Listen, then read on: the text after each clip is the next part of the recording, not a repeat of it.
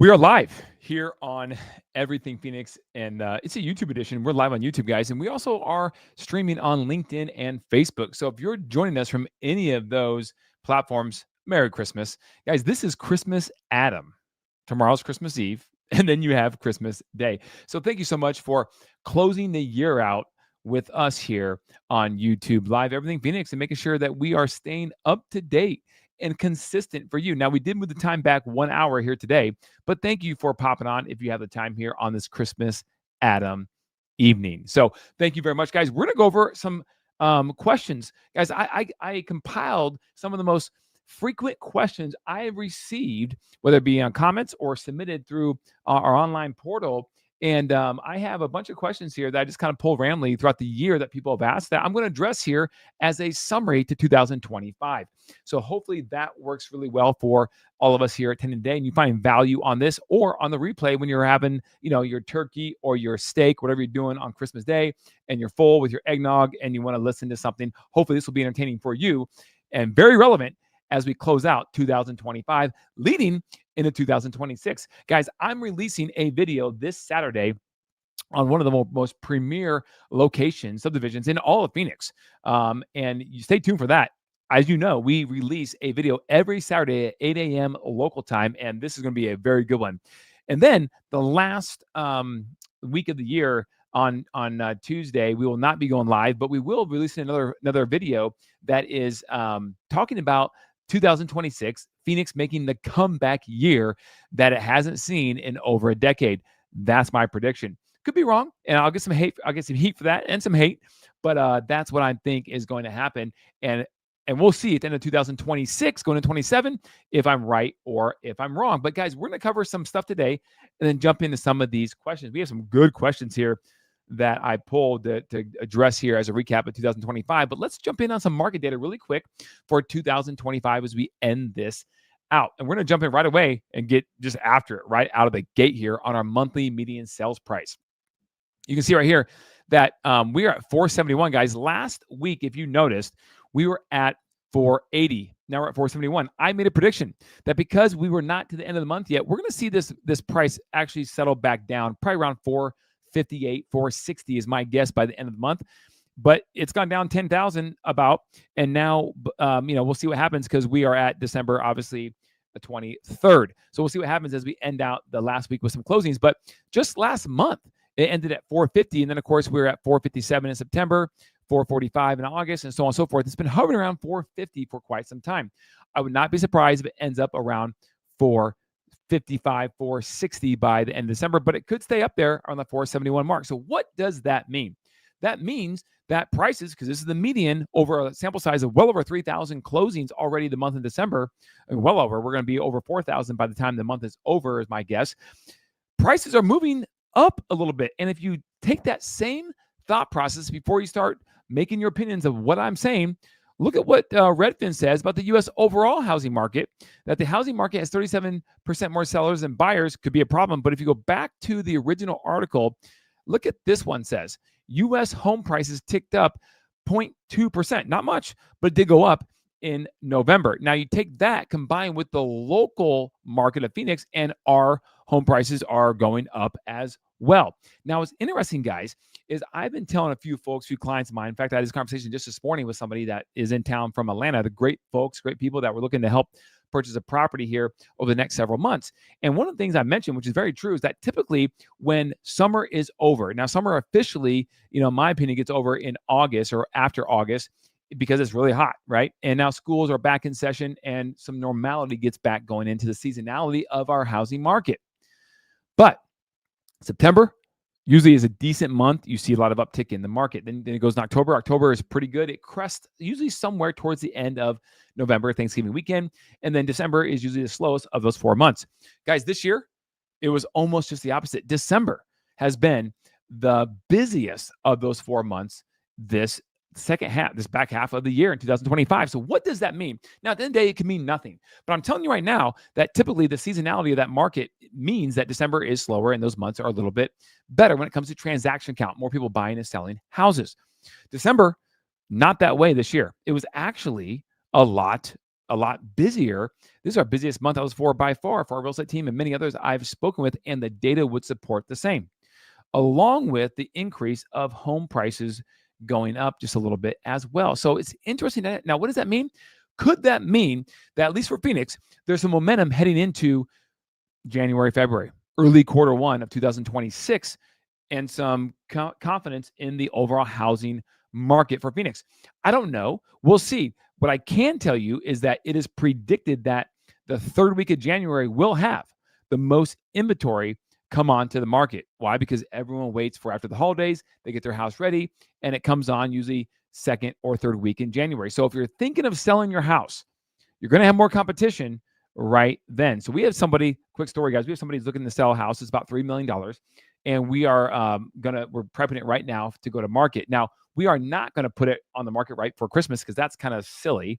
But the week after Christmas, many times, guys, is a very, very good week. And I don't mean necessarily with a lot of showings and people actually knocking on doors or taking tours of properties, but online activity is enormously large typically that week. It makes sense if you think about it, especially for the Phoenix housing market where people want to come and enjoy the nice weather. So we're going to go live on that property just before the New Year's and see what we can do, because if we wait until the third week of January or so, we're going to be lost in the shuffle a little bit, at least for a few weeks, until the demand kind of picks up to knock out some of that supply. So that's how it typically works in Phoenix. So what will happen because of the uptick of activity in December and pricing heading in to 2026? That will be something to watch, guys. And I'm telling you, we're going to keep watching it for you. Just stay tuned to YouTube Live every Tuesday at 4 p.m. local time. All right, now I'm going to share my screen. We're going to share a couple more things here, because look at this, guys. The overall market index with the Crawford report is actually 85.2.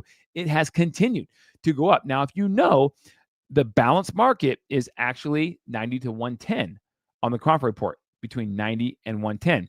We're at 85.2. So we actually are below. So we are in a buyer's market, but we are going in the right direction if you want to talk about staying in a balanced market and getting back to an overall balanced market. So supply is at 99, which is balanced. Demand is at 84, still a little low. But what's interesting is you go here, you can see that in the suburb count, you can see that right now, some of these suburbs are doing really well. Look at Fountain Hills just crushing it right now at 195, well above a balanced market. A lot of these, around 116, 120, 120, 129 are still close enough to be somewhat considered balanced. But look at the buyer activity that is the lack thereof, I should say, and the opportunity for maybe an investor or someone looking to buy a house at a good deal. Maricopa, Buckeye, Surprise, Queen Creek, Santan. Oh my goodness, there are some deals to be had in those suburbs. Now, the downside or good side, however you look at it, is you're going to be on the outskirts of the valley. So if you want to be with, in the hustle bustle of everything, that's probably not going to be your best bet in that scenario. But if you have any questions about this, guys, please give me a call. The number is at the screen, or shoot me a text, and I'd be happy to answer any questions and customize a report with some of this data for your specific area you're looking to sell or buy in this area, guys. And by the way, if you have any questions, put them in our chat. I love to answer them live. And here we go. But I'm going to give some questions that we already have ready to rock and roll for you guys if you don't have any questions. But look at this, guys. I'm going to share this data with you right here. December 23rd, this is just posted today. We are still fascinated by the annual sales rate for the different market segments across the Arizona area. Here is a table showing the change in the annual sales rate compared to 1 year ago. Guys, look at this. Look at the plus signs. Look at Paradise Valley. The number of sales happening. Okay, not necessarily, this is not price appreciation. This is the number of sales, number of houses being transacted. And Paradise Valley leads the marketplace big time up here. Then you got Goodyear at plus 25% more than 1 year ago. Cave Creek is up, plus. Apache Junction, Santan Valley, Anthem, Fountain Hills, Coolidge. These places are all plus, and there aren't too many negatives. Now, Tolson is down, Casa Grande's down, Carefree, Littrell Park, Maricopa, Avondale, Glendale, okay? But all of these cities, for the most part, except for about 7, are all in plus territory from where they were 1 year ago. Now, guys, so does that also feed into the thesis that we just talked about, where you had a busy December? You had a busy December, the busiest of the last 4 months of the year, which is not normal. So again, what does that mean? With some momentum, hopefully some good some big mo heading into 2026. But we'll see. You can't be all roses and have rose-colored glasses all the time. This is not what one of these channels is about. But this is potentially some good opportunities, some good momentum heading for people who are hoping to get back to a balanced market. Now, if you are in a buying situation and you want affordability to be better and better and better, which very well could happen at some point too, you could be waiting for a little bit longer. Prices going down 20, 15% just doesn't seem likely, guys. It just doesn't. Could they go down 5% or less? Yeah. All these prognosticators could be wrong. We don't know what's going to happen necessarily because no one can read the future, but we have a pretty overall balanced number when it comes to the Crawford Market Index in Phoenix when it comes to supply and demand. You can see, again, supply balance, demand a little below balance, but pretty close. And that should be getting better as it goes into the selling season here of January through March for the Phoenix area. Okay, now, one last thing I want to share. If anybody's thinking about renting, here you go. This is your data for you right now. If you're a renter or a rental prospect person, I want to share this data with you too as well, because this is, again, is fascinating because look at the little curtail. Look at that. It's not much in that red line, guys, but it's not going up. It's going down, which means affordability on rent could get a little better heading into January. Now, to be fair, December is the month of the year that has the least amount of rental activity. We are not seeing the same number of demand happening, in December that we are on the sales side of things, right? A lot of things happening on the sales side of things. Rental side, pretty dry, pretty basic, pretty blah, blah, blah. And I know because I have a couple properties that we're marketing for clients and a couple of myself that are on the market looking for tenants, and they're just not a lot of activity. There's some, but not a ton. So keep that in mind as well. All right, now I'm going to hit up a couple questions here that you guys have asked me over the year of 2025, and we're going to give you rapid fire answers to see. And if you have more, if you want me to elaborate on any of this stuff, let me know. I will elaborate on some of these answers I give. Okay. Tracy, what's happening? Great info. Such variations across the valley. Thank you so much for popping in. I know it's Christmas, Adam, and you have things to do, but that's why the show won't be that long. We're going to be out of here in probably another 10 minutes, and then we'll get everyone rock and rolling for a fantastic Christmas holiday. But here we go. One question that I want to address, and I got about 10 here I can roll off, or actually more. I actually curated here. I got about 13 I wrote down. But where are the best places to invest in rental properties right now? That was a peculiar question because I don't get that very often. And so I wrote down that, right now you're going to be looking at these buyer area markets. Okay. Those are great places because, as you can see, with the rent rates being so high overall, that's for the entire valley right there. That's for the entire valley. So if you can get decent rent rates that are not falling in the outlying areas like Maricopa, Buckeye, Queen Creek, etc., you're going to have a better return on investment because the price points are just lower. Okay. So these places like Laveen, these places like Queen Creek and Buckeye, Surprise up in the Northwest Valley, great places to potentially invest in because they're beaten down right now. You can get a phenomenal deal. Now, even if it doesn't cash flow, a lot right now, maybe you're going to break even or make a few bucks based upon the current rental rates. Guys, if you're buying with a Crawford market report in Buckeye where it's 58, it's a big time buyer's market. You get a good deal. It's also an equity play, not just a cash flow play. The value will come back. Why? Because I don't have to be smart to know that, because the market is cyclical. Values go up and they go down and then they go back up again and go back down again. That's how it works. Okay. You have to have a long-term play. That was a good question. All right. What are the best suburbs for families with kids and great schools? Now, this is a long one. I could spend a whole video of 20 minutes on, but we will not do that. We'll answer this in less than 60 seconds. Okay. Right now, a lot of people are loving Gilbert and Chandler in the East Valley. When you come to we talk about families, you talk about good schools, great schools even, and options with schools, you're talking Gilbert, Chandler, and I'll even throw in Queen Creek. Queen Creek is doing very well when it comes to that being put on the map. Okay. Now, on the West Valley, that's the East Valley. On the West Valley, they're not overall, the school districts are just not as highly rated, but Peoria is doing very well. Peoria has some very good sports schools like Liberty and some of these schools like that out there. But they're doing really well and growing significantly, and the values are still okay and affordable to buy a house out there. So I would recommend East Valley, Gilbert, Chandler, and Queen Creek all line in the one group, the one, and then I would go Peoria in the West Valley. Okay, so that's a good one there. I love this question here. This is going here. How does Scottsdale compare to Paradise Valley? So this is someone who probably has a little bit bigger of a budget, okay, because Scottsdale and Paradise Valley are the two most expensive real estate places in the entire Phoenix area and the entire state for the most part. Okay. And is it worth the price difference, guys? Because there is a price difference. The median home price in Scottsdale is not the same as Paradise Valley. Now, to be fair, Scottsdale has a lot of variation of real estate product, townhouses, condo communities, luxury homes, and obviously tract homes. Paradise Valley, for the most part, just has the luxury style homes on bigger lots, and of course, you have hillside lots with views that bring a big number when it comes to the home valuation. So overall, is it worth the price? It depends on what you want. I know I'm going to say that, but it depends on what you want. Scottsdale, there is more hustle and bustle. Paradise Valley, you are very well centrally located, and you are in you feel like you're in a private area, your own private area in the center nucleus of town, and you still feel extremely safe because a lot of neighborhoods in Paradise Valley are not gated or guard gated. There are some, but there are a lot that are not, but yet you feel very safe. But you're going to pay for it. Okay. So if you ended into the hustle bustle, South Scottsdale is your place. If you are a family type person, but you want to be close to hustle bustle, Central Scottsdale is your place. And if you want to be kind of removed from it all in the pristine Sonoran desert feel, North Scottsdale will be your place. Hopefully that answers your question. All right.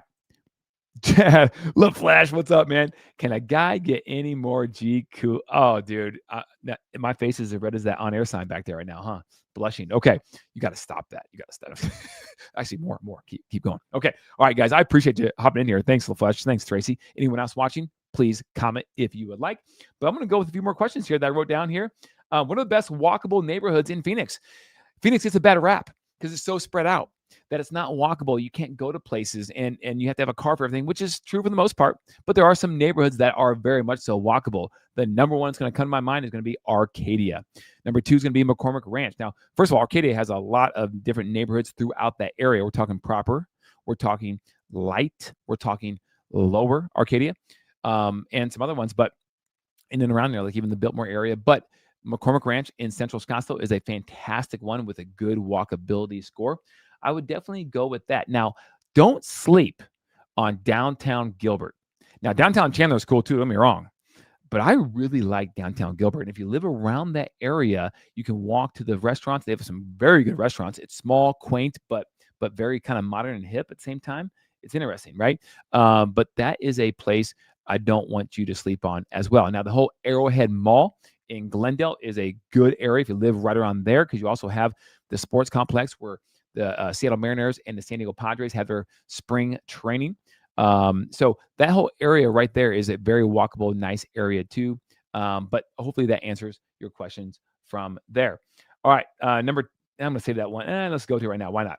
Where are home values expected to grow the most in the next 5 years? All right, now if I had a bald head, I'd be rubbing it right now, but I don't. And where home values are expected to grow in the next 5 years, boy, that's tough. I do know there was a report done in 2030, okay? Not in 2030, for the year 2030. Thank you. All right.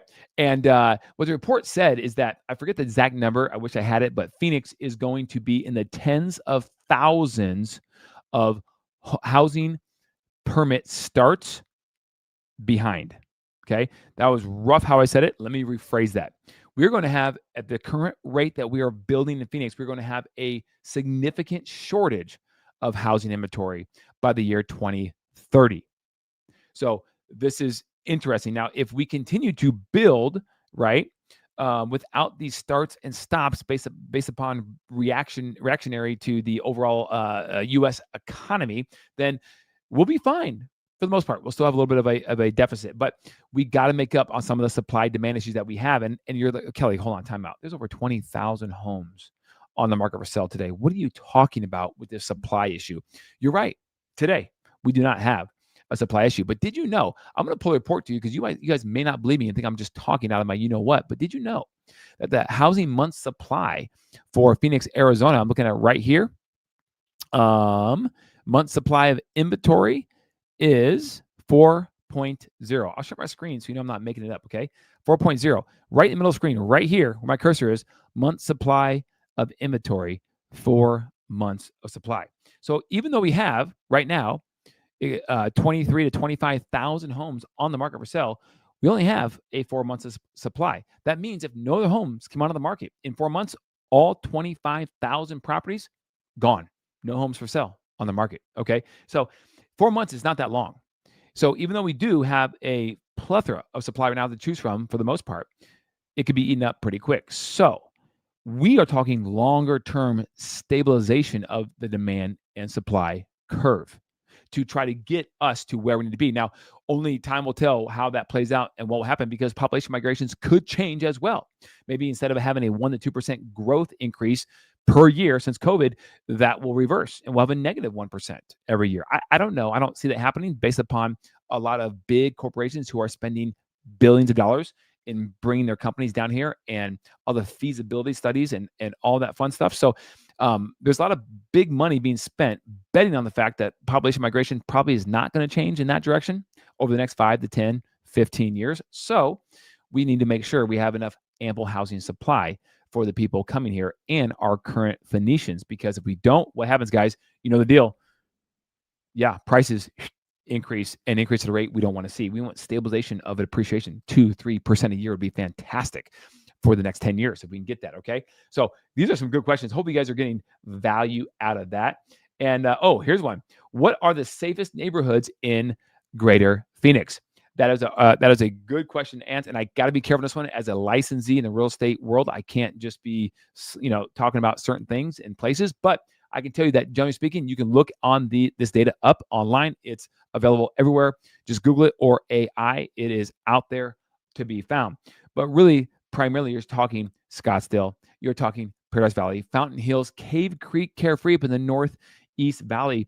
Very safe places when it comes to crime statistics.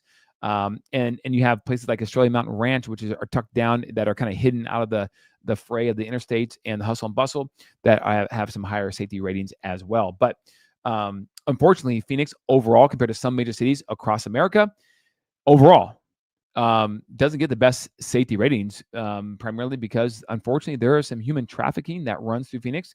I've never seen it. I don't even know where it's at. But it's crazy how much that is hidden from the general public, just going about your day. It's probably happening in most major cities across America. Unfortunately, it's a very tragic thing. But because we're closer to the border in Phoenix here, there is some of that. And so with that comes some additional, misdemeanor, let alone the felonies, but misdemeanor stuff that happens with car break-ins and stuff like that, right, in the Phoenix area. But in those areas I described, you just don't see much of that. So there are some very safe places throughout the Phoenix area, that is for sure. Okay, that was a good one. And let's go a couple more here. Let's see here. Are home prices in Phoenix rising, falling, or stabilizing in 2025? I kind of hit that today. I won't beat that horse dead. And then, what is the best time of year to sell a home in the Phoenix market? Okay, this is good, because if you know the best time to sell a home and you're looking to buy, it's going to be just the opposite, right? The worst time to sell a home is going to be August, for the most part, the month of August, okay, or late July. There's not a lot of activity going on. People are out of state, going on vacation, beating the heat right before school starts. And if you don't have kids, you just go maybe for 2 months if you can afford it, when summer is in full bloom in July and August. So that is not, which could make it the best time to buy a house, right? People who have their house on the market during those times are pretty serious about selling. Otherwise, they would not put their house on the market during those times. And so you have a chance to come in and maybe get a very good deal when you're looking to buy in August. I will also say around the holidays, like right now, looking to buy, could be a good time, because, again, for the most part, people aren't coached on the seasonality metrics of the housing market like you think they would be. Some are, because there are some very good agents out there, but for the most part, they're not. And so the average person will wait until the third week and just follow the herd. And although it's not necessarily the wrong thing or even a bad thing, it may not be the best thing for your specific market to sell a house. And therefore, if you're a buyer looking to purchase around the holidays, sometimes you can get a very good deal. Okay. So those are the two times to maybe look at buying a house and getting the best deal: late July, August, and around the New Year, Christmas time. Okay. Let's see. How long does the home buying timeline usually take from offer to close? In the state of Arizona, it's probably similar to most states out there. It's about 30 days is the normal escrow time in the state of Arizona, guys. But this is a good one. Stick around for this one here for the next 30 seconds. Did you know Arizona is a very buyer-friendly state? So what I mean by that is a lot of states have they have contingencies in the contracts, just like Arizona and that state form does. But Arizona has two of the three that are pretty favorable to the buyer, meaning the first thing, is a due diligence time period. Now, most states will offer a due diligence time period in which your earnest money, your good faith money, remains fully refundable.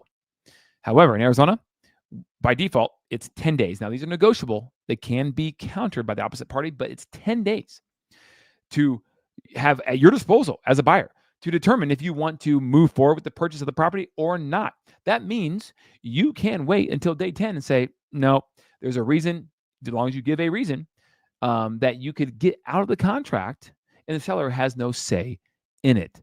So it's very buyer friendly from that standpoint, making someone from out of state come in to purchase the property pretty lax, pretty like you can feel good about it without having to rush or hop on a plane and burn that money. You can negotiate a contract, assuming you maybe videotaped it with your real estate professional. And then when you're under contract, then you fly out, spend the money because you know you have a deal, assuming you still want the deal once you put eyes on it. So that's a strategy you could employ. The second one is going to be the loan contingency. Guys, in Arizona, did you know that the contract will allow a buyer, if they are, quote, unable to obtain loan approval, allows the buyer to cancel as late as 3 days prior to the close of escrow. And if you want to get in the weeds, potentially even a little later, and get their earnest money back. Now, it has to be legit. It has to be a legit denial, but if a buyer wanted to be mischievous, they could probably find a way to get out of it by doing something that causes the lender to then, file that and whatnot and make it official. But guys, this is wild. This is wild. This puts the seller at a huge disadvantage, and the seller does not counter this. The buyer is sitting pretty because if you get, cold feet the last, in the ninth hour, you can probably find a way, if you are determined to do so, to get out of the contract and get your money back. So our job as contract advisors in the state of Arizona should be to protect your interests, whatever side we are representing. And let me tell you, no one counters the seller side of that, which they should, in my humble opinion. Okay. Comment here, lost and found. Well, I'm glad you found this channel. So thank you for that. Any future outlook on Goodyear? It seems to be trending upward. Could it become the belle of the ball in the West Valley? Okay. Now, I'm not going to say this just because you brought this up, lost and found, but I absolutely believe for the West Valley, Goodyear could be the belle of that ball over the next 5 years, maybe over the next even 3 years. Goodyear is positioned well from the standpoint of being primarily on the southern side of the I-10 on the West Valley. And it's not the furthermost western suburb because Buckeye obviously hits that. And it's not Avondale or Tolleson, which is closer to the downtown Phoenix or West Phoenix part, which is sometimes not the best area. So it is positioned very well. And with the infrastructure it has, the land it has at its disposal, I mean, a couple of developers just bought just hundreds of tens of thousands more acres down by Australia Mountain Ranch to building more housing down there, which is beautiful down there, by the way. And they are a developer currently has, we covered this about 2 months ago, a developer currently has plans to make a large development retail mixed use space by the ballpark where the Cincinnati Reds and the Cleveland, I was going to say Indians, Guardians play spring baseball. So that's going to be all new, and it's going to be a big entertainment district. And so I do think Goodyear, and it's, by the way, still very affordable. I do think Goodyear is poised to do that over the next 5 to 10 years. If I'm taking a bet in the West Valley for a suburb, and I'm going to put my money where my mouth is by buying a house and moving in, that's where I'm going for the most part. Okay. Now, could there be other little niche neighborhoods in another suburb that I might like a little better because it's a niche neighborhood? Yeah. But Goodyear overall, yes, I do like it for where it's going in the future. Great question. Thank you. All right. One more question from the list I pulled here from you guys in 2025 questions here. Okay. What typical closing costs in Arizona and how much should buyers budget? Okay. This is it could be a tough one because it depends on your loan structure and some things that you are doing with your lender as well, or maybe you're paying cash. So that would matter too. But guys, typically you're looking at title fees, escrow fees. Okay. And any local fees that might have to do with endorsements, with recording fees to the county of Maricopa or Pinal, wherever you're buying, that sort of thing. Okay. So overall, if you're looking to purchase a property, hopefully you get your agent that you're using can get the seller to negotiate those fees to pay that professional fee. So you don't have to pay that one, which is what we do the vast majority of the time. But you're looking at a lender fee, looking at potentially fees with the lender that could be a origination fee. Hope maybe you don't pay that. Some lenders will not charge it. But depends on your loan structure. But you may have an underwriting fee of like $1,500. You may have, and the title fees could be an escrow fee and title fee, and then title insurance that you will need to buy most likely. So overall, you're looking at probably somewhere in the ballpark of 1 to 2%, just roughly speaking. Could it be a little more? Yes. Could be a little less? Absolutely. So that just gives you a rough idea, and it's very rough at this point because I don't want to put my foot in my mouth and have you think I said something that just is not. These are generalities, guys. Please consult me. Text me if you want specifics. I can pull you a net sheet for your specific situation. Okay. All right. Last but not least, guys, I'm going to wrap up 2025. We would not be doing our service of our audience if we didn't cover interest rates. 6.24 is where they currently stand on the 30-year fixed, and they are trending in the right direction. You can see this graph hopefully right here. It's going down. This is good. And hopefully by the time we hit mid-2026, that rate is closer to 6. That would be fantastic, or at least by Q3 of next year would be nice. I'm hoping that is the case. Okay. And last but not least here, guys, we talked about U.S. home prices ticked up in 0.2% in November. We saw a couple of headlines there, but I want to cover a couple of things, all right, happening in Arizona. Did you know about this, guys? Be careful on this. If you own land in Phoenix, be careful on this. This could be happening to you if you own raw land. Listen up. Arizona deed fraud hits $50 million as scammers exploit vacant properties with fake contracts. Guys, this happened actually to us as well when the agent's on my team. But what someone will do is they will basically forge the fact that they own your lot, okay? The deeds, everything. They will then call up an agent and say, hey, I want to list this property. Will you do it for me? And agent's like, well, sure. This is kind of easy. Someone just called me out of the blue and just wants to. So that's kind of a red flag number one. But agents sometimes they'll go with it, and then they'll list it and they'll sell it, right? Because they'll tell them they want to sell it at a discount, right? Make it a good price so it sells quickly, and then after it gets under contract, it goes to the escrow period. Now the escrow period and the title company. Now title company pulls a title search, a title report, liens against the property, ownership rights, all this stuff. But these people have it down. I mean, they have driver's license. They have everything that mimics you, the actual real homeowner of the land, and they will actually get this land to transact and insured by a title company and sold to that buyer. And then what happens when they sell, when that buyer pays for it? There's proceeds, right? $400,000, whatever, for that lot. $400,000 wired to the wrong owner. This is not good. And this is where that $50 million comes from. So if you own raw land, listen up. If you know someone who owns raw land, listen up and be on the lookout for that. Maybe you want to even change your entity. I don't know. I don't have any advice to give you, but consult an attorney. How about that? If you are interested or worried about that, because it is happening, but hopefully it's going to be curtailed. Guys, the Grand Canyon tops U.S. news list as nation's best vacation destination. Guys, have you been to the Grand Canyon? Has anyone listening right now been to the Grand Canyon? What a gorgeous place. It is one of the 7 wonders of the world, or maybe 8. I don't know. But it's gorgeous, guys. And what I really want to know is, has anyone actually hiked the Grand Canyon down to the bottom, went rim to rim, or maybe rim to rim, back to the rim? If someone has, let me know. I'd love to know about that, guys. I'm planning on doing that in the next couple of years and make that a huge challenge to go rim to the south rim, then back to the north rim, all in the same day or setting, right? 24 hours. Okay. Big Glizzy, what's happening? Mexican land registry fraud is common in Mexico. Okay, thank you for letting us know. Okay, yeah. Well, I tell you what, you would think it wouldn't happen in the U.S. laws and the real estate, protections that we have going on with RESPA and all this stuff. You would think that wouldn't happen, but it does. And so thank you for sharing that, because it is not just Arizona then. That's good. It's good to know. Okay. Last but not least, I'm going to share this one because you guys, you know what? I mean, a lot of you guys can be traveling here this holiday season. And so a little plug here, holiday air travel could be chaotic. Here are your passenger rights. You may want to know what these are in case you have a hiccup or two. Here are the highlights. Passengers are entitled to refunds for canceled or significantly delayed flights. Airlines must deplane passengers after 3 hours on a domestic tarmac flight on tarmac.